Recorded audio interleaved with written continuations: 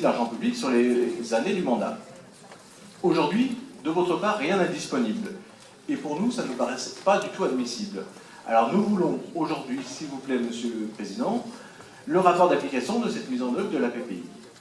Sur la question la plus prégnante, comment ferons-nous 85%, sachant que cette année, nous avons mandaté 650 millions d'euros Pardon, nous avons mis 650 millions d'euros en ouverture de crédit, mais nous avons mandaté 451 millions d'euros.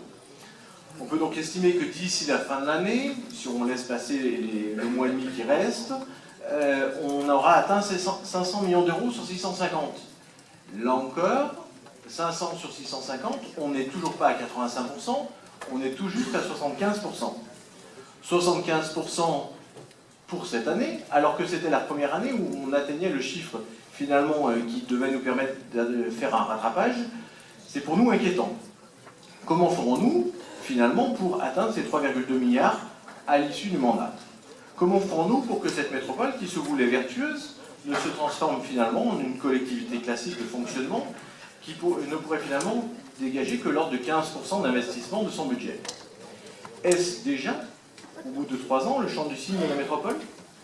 Finalement, au bout de 3 ans, les faits ne nous montrent-ils pas que ce que nous dénoncions déjà, c'est-à-dire que la métropole devient une collectivité comme une autre et non une collectivité d'investissement? Finalement, à l'issue de ce mandat, ne sommes-nous pas au sein de cette métropole sur un nouveau paradigme, la fin des communes? Les communes privées de représentants à la métropole, les communes privées de moyens d'investissement par une PPI qui se veut avant tout un Lyon, privées de l'aide à l'investissement qui existait auparavant dans le département du Rhône et qui permettait à chaque collectivité d'investir dans ses écoles, dans ses gymnases, dans ses bâtiments de services publics de proximité. Oui, la métropole investit. Il faut reconnaître que la métropole investit dans ses champs de compétences, la voirie, le développement économique si c'est sur Lyon, pas trop dans l'évolution de réduction des déchets, je pense que là on a une marge de manœuvre encore à travailler, pas trop dans les mobilités extérieures à Lyon. Tous ces choix finalement sont faits, on a l'impression, vu de l'extérieur évidemment, lyonnais. Que reste-t-il des 58 maires de cette métropole, ceux qui sont de la première et de la deuxième couronne? En 2020, pour beaucoup, ils ne seront ni représentés, ni en capacité d'investir.